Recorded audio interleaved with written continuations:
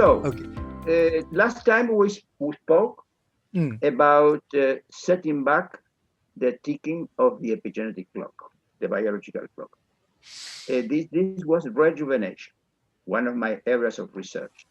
Yeah, today we are going to speak about how to stop, to pause the clock, the biological clock. So in such a way that we don't age, we don't rejuvenate, nothing, but just we are really, literally frozen time. We freeze the time, actually the physical time. So what may be a century for the world will be an instant for us. So that is the situation. So cryonics is a branch. This is my definition. Of course, in a textbook of cryobiology, you may not find this. Cryonics is a branch of cryobiology. It deals with the preservation by deep freezing of full human bodies or just brains after a patient, we call them patients, is pronounced legally dead. So in principle, legally, we cannot induce death to a patient that is euthanasia. We cannot perform this. This is illegal, except in some countries. So death has to happen in legal terms spontaneously.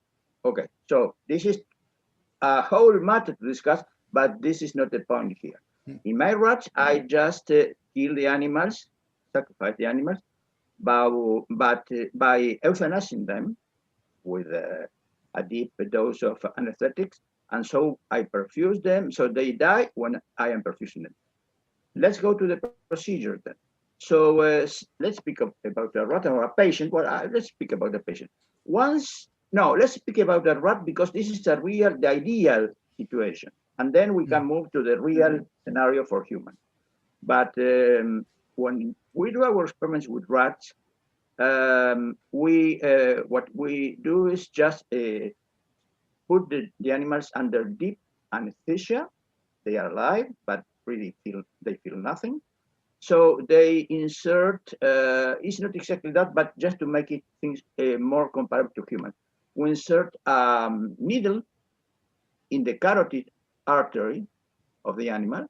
And so there is on the side a pump, like a heart, where we perfuse, first of all, what is called a carrier solution. It's just a solution that has nothing special, but we just begin to clean the system, the vascular system this way. But at the same time, we just make a little incision in the jugular. So carotid this way, jugular this way. So through the carotid, the blood goes to the brain, perfuses all the brain. This is the natural process, the physiological process, and then it just goes down to the heart, just to be recycled, and the heart will pump to the right heart. Okay, so we interrupt that circuit by making a cut here. So we drain really the blood of the animal, and we replace it little by little with this pump. Well, first of all, the first fluid is a carrier solution. Then we begin. Everything should be done in the cold, in a cold room, ideally, for example. So it is not frozen. The patient is not frozen, but is as cool as possible. So then we insert this is a sensor to just monitor the temperature in the brain. In patients, I think that they proceed in a different way. I have not experienced just doing this with patients, quite cryonic procedures. But anyway, we want to know the temperature of the brain, and then we first begin to perfuse three types you can speak of cryopreservation or vitrification solution. Sorry. So these have the main agent is ethylene glycol, which is sedentary-free. So the first solution that we use in our rats had 10% weight by volume of ethylene glycol. So we perfuse this for a certain time, So what it comes out of the jugular vein is just the solution. The drop is very small. A patient is larger. But anyway, even in a patient, you are just using enough volume for the head, because the blood never comes back, because you're just interrupting the system. So the blood goes, perfusion, the cryopreservation, the vitrification solution enters this way and exits this way without really affecting the body. This is intended for the brain. I should clarify that. When they cryopreserve the full body, well, it takes a lot of fluid. And I was asked when I signed a contract with the CI, would you prefer us to pay special attention to your brain? That is probably meaning that they will only just perfuse my brain. Or do you prefer that we pay attention to your body too, but that will take time away from us and care away from us to perfuse the brain as carefully as we would like to do? Well, let's take a fork here, a branch. First, let's assume that one chooses the brain, which I think that most people will do. Especially, everything would be frozen, but the brain is specially preserved. This makes sense because we are our brains. So in this case, well, they will do what I was describing in human. So they perfuse the first, a certain volume of the first solution is 10% ethylene glycol, then perfuse a second solution, which is 30% ethylene glycol. So it's getting more concentrated in ethylene glycol, which makes it more close to a vitrification solution. And then after perfusing a certain volume, they perfuse, at least using this cryonics institute procedure, a vitrification solution that contains 70% ethylene glycol plus dimethyl sulfoxide, which is another agent. So this is the final solution you perfuse. And so what happens is that if we freeze the brain without any procedures, the brain or the whole body will freeze. So what you will get water crystals, and the water crystal is really like needles. So when you thaw that patient, those needles will imagine that the cells are little bags on a membrane.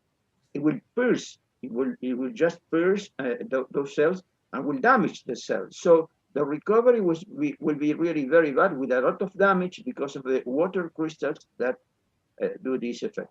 But if you replace all the aqueous solution, which is blood, by vitrification solution, what happens when you go to very low temperatures in nitrogen is that you don't get crystals because it doesn't crystallize. You get an amorphous solid, which is like glass. This is where the name of vitrification comes, because it's like glass. So there is nothing. It's just everything. There are no crystals, no things with ends, with sharp ends, with points.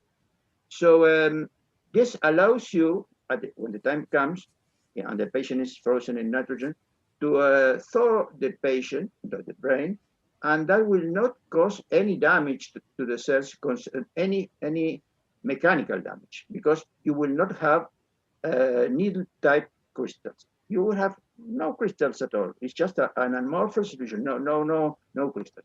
So in this way, and this is the way it is used experimentally also, for example, in C. elegans, which is a little worm, very used in science, in biological sciences, and also in cryonics. And so you use the same solution, vitrification solution, to prevent the same damage in that worm. And you just put the animal in nitrogen, and these animals in particular, they reanimate when you thaw it. So this is an interesting model. So this is the first example, but not the only one, of reanimation, but as a possibility. But anyway, coming back to the procedure. Once the patient, sorry, one little question. So there's water inside the cells, so that doesn't matter. It's only the blood that you worry about.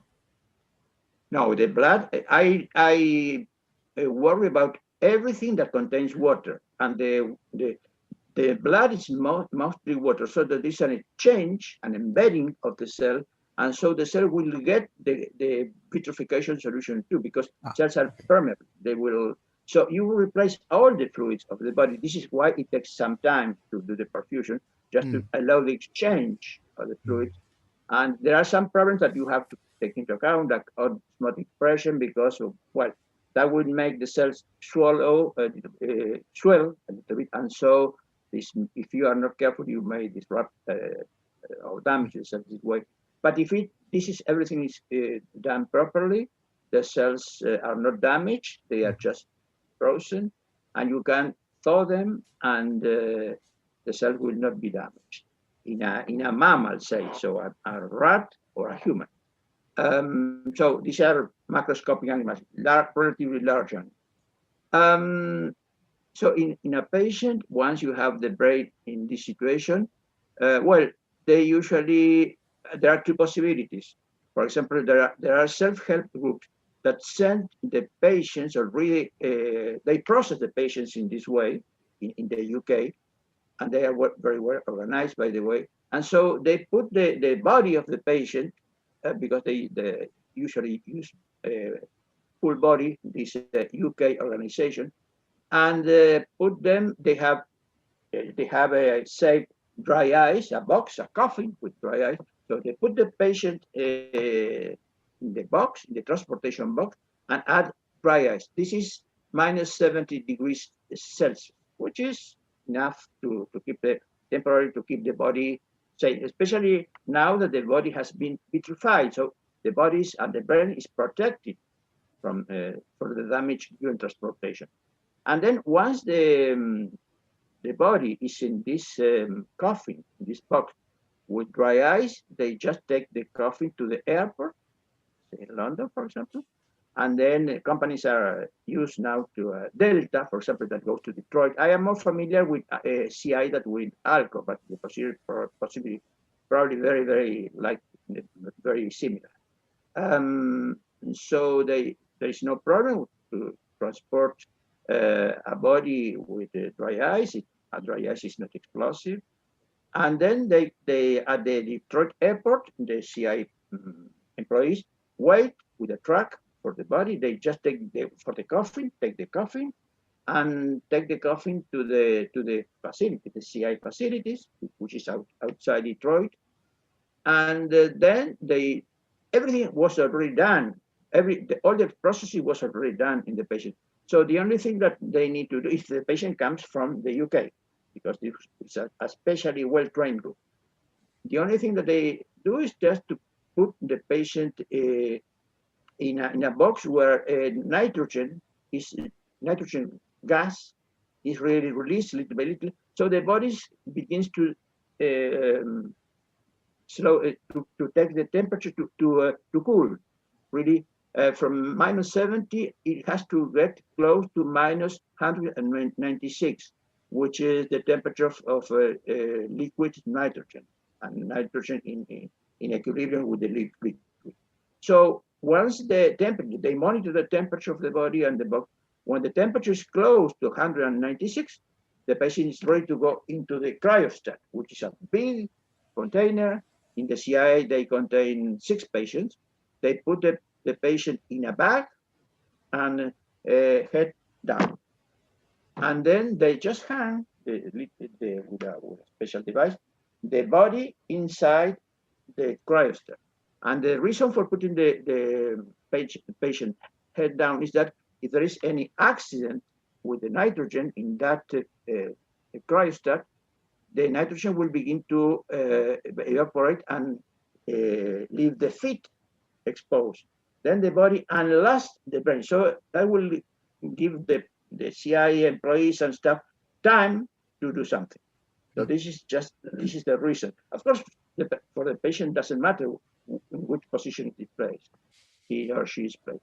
So this is the way, and so they store that. That's it. That is all the procedure, and then they store it. Someone checks that the nitrogen levels of the cryostat is okay, and so there is the process. The process doesn't involve a lot of sophisticated technology, because really they do that. And so leave to the generations of the future, the biotechnologists and the MDs of the future, a future which we don't know how far away may be, the responsibility of finding out how to reanimate that patient. Because the main problem is not to cure from the disease that kill him or her, but to reanimate the patient, to revive the patient. Probably this is the future. The future generations of biotechnology will think that we were like very, very, very sloppy at doing this, just a primitive method. Probably they will have better techniques to do this. But this is what the best we can do now. And this is what it is done. The same thing, just with little technical variants, but essentially the same thing goes on at Alcor and other organizations. Cryo, for example, in Russia. And probably also in China, but the Chinese are so cryptic that they never reveal what they are doing, but probably they are doing the same kind of thing. And they have an MD that is an American, so they really has trained them. He worked for Alco before, has a lot of experience in cryopreservation. Anyway,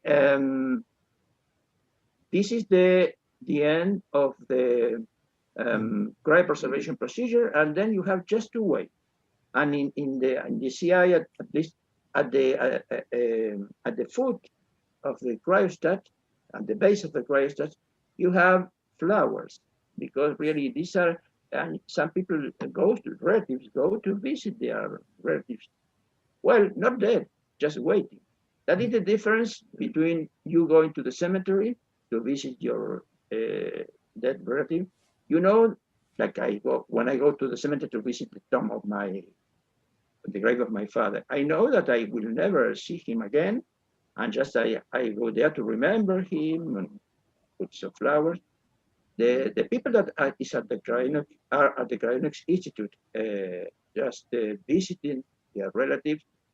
Well, they don't know whether they are going to see him or her again or not. So there is a possibility that these patients in the future will revive and will come back to life. The possibility now, you may say, and this would be true, is small. Okay, but it's higher than zero. So if everything goes wrong, you have nothing to lose, but because what will happen to you is the same that if you go to the grave of your cremate.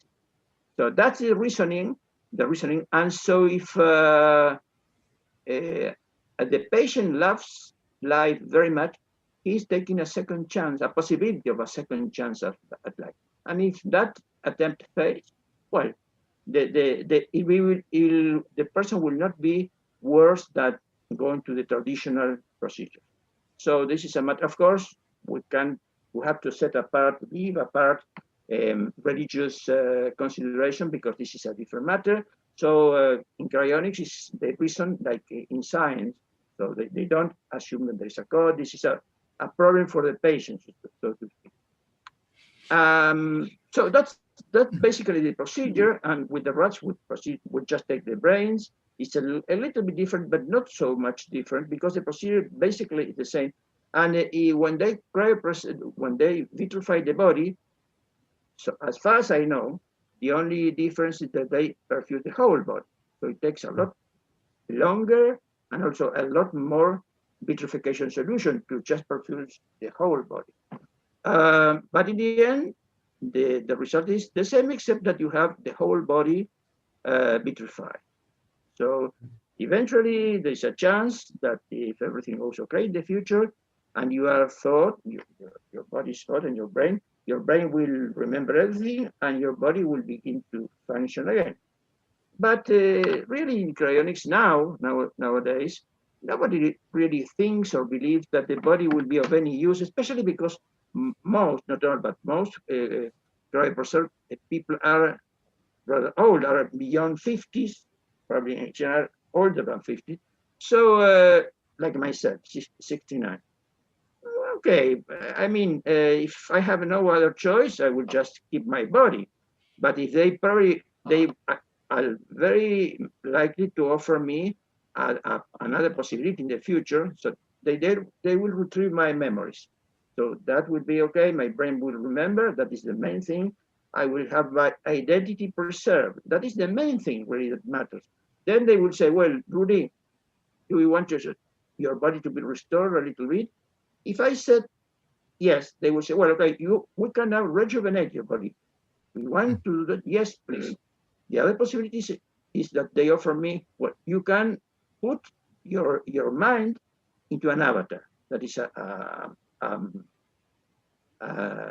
cyber platform, like a man, probably, or like a woman, very much like an avatar, with different capabilities, much greater than ours, that the human capabilities. And so I will have more memory, etc., more strength.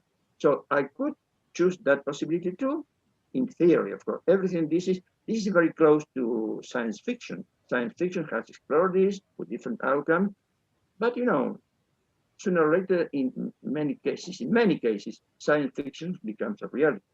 So they could offer me this possibility. I could just agree to this, and so my body, my flesh, and my bones will be just discarded, and only my mind, and not really my brain, but just the process. I mean, the mental process. My mind as a software will be saved. It's like when you save a program.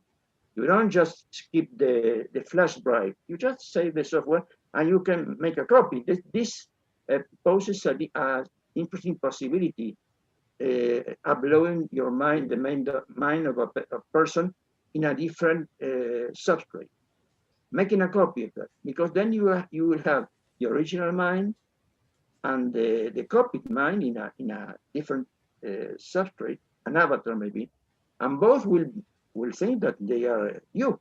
I mean, if I wake up in an avatar, I will think that, well, I am Rudy.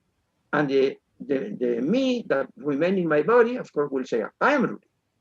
So this is a problem that has been discussed extensively in the cryonics group.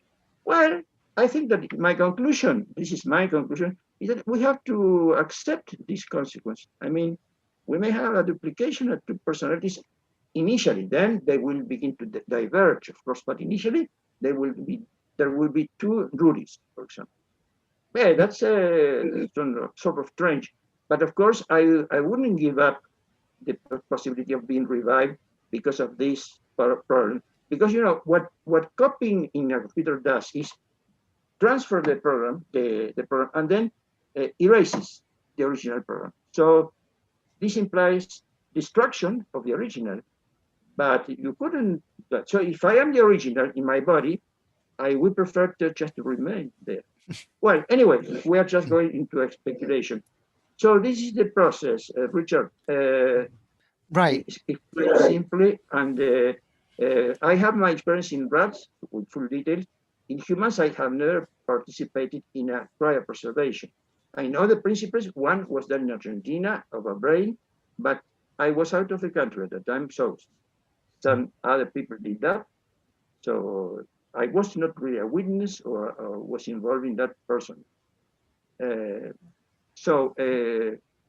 is so far the introduction, the technical introduction. So I hope that you found the video informative. Please do hit the thumbs up button, subscribe to our channel, and hit the bell button and choose all for any new video release notifications. It encourages us to continue to create more videos about anti-aging and extending healthy lifespan. Thank you so much for your kind support. I wish you all well and will speak to you again soon.